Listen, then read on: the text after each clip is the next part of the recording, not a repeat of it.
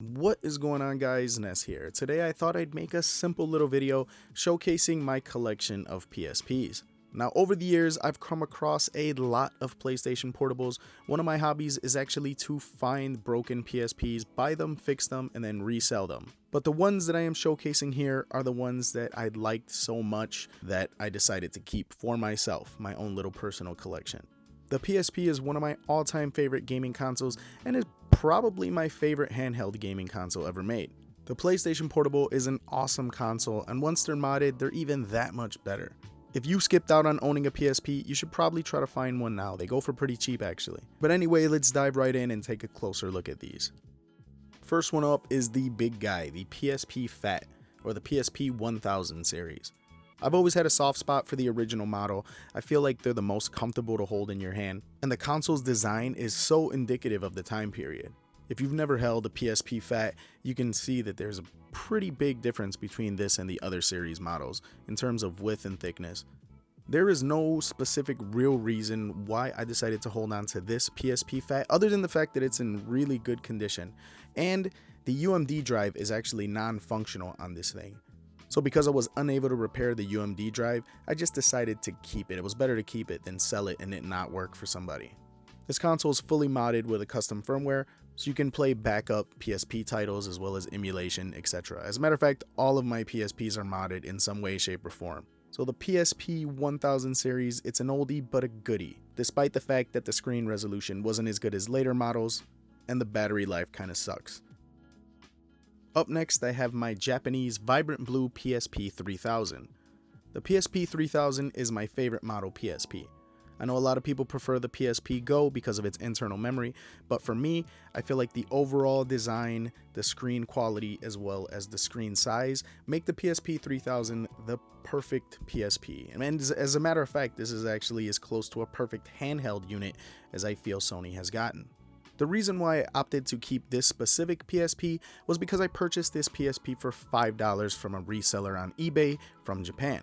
The thing was non-functional, had a completely damaged screen, and when I opened it up to repair the screen, I saw that the unit had taken severe water damage, as well as had sand on the inside. I don't know what the hell the person who previously owned this thing did, but this thing went through hell and back. I put a lot of work into fixing this thing. None of the buttons worked, as well as the screen was just really in bad shape. So because of all the work I put into it, I kind of grew attached to the thing and decided to not part ways with it. I decided to add it to the collection. Not only that, I feel like the Vibrant Blue model PSP is one of the cooler designs. I really love this color. Up next, I have my Pearl White PSP Go. The PSP Go is a favorite by many because it has built-in internal memory. And once you mod it, you can pretty much load her up and she's good to go. Not only that, the PSP Go has an awesome feature where you can actually hook up a PlayStation 3 controller, kind of resolving the issue with the button layout being slightly uncomfortable. You just mount this thing onto a PS3 controller, and that's about as comfortable as you can get.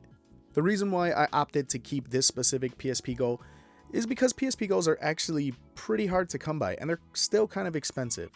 They're a highly sought after device, and I've come across a few black PSP Go's, but this is the only white PSP Go that I've been able to purchase at a reasonable price. This one is fully modded, running custom firmware, and I got it loaded with a bunch of games and emulators, etc, etc. I absolutely love this thing.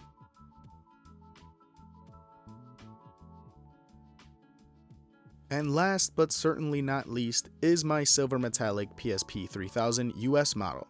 There's nothing particularly special about this PSP, and as a matter of fact, I think this is the second most common PSP 3000 right next to the black model. But for me, this thing has some sentimental value. It was won in a carnival game by a close relative of mine, and in turn they gifted it to me. And I've had it in my possession ever since. So I've literally had this thing since PSP 3000s started hitting store shelves, and I've managed to keep it in damn near pristine condition.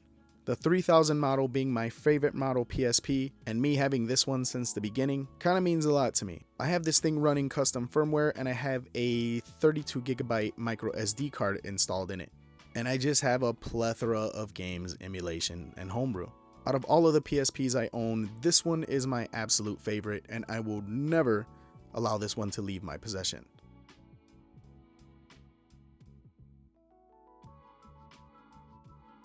So that's pretty much it, guys. That is my collection of Sony PlayStation portables.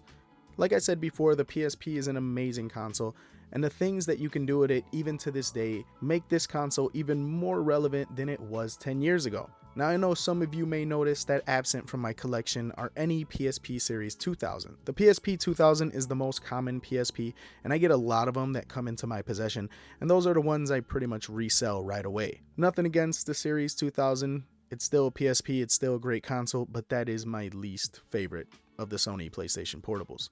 So let me know what you guys think. What's your favorite model PSP, and how long have you owned it? Hope you guys enjoyed. Until next time, this is Ness, signing out.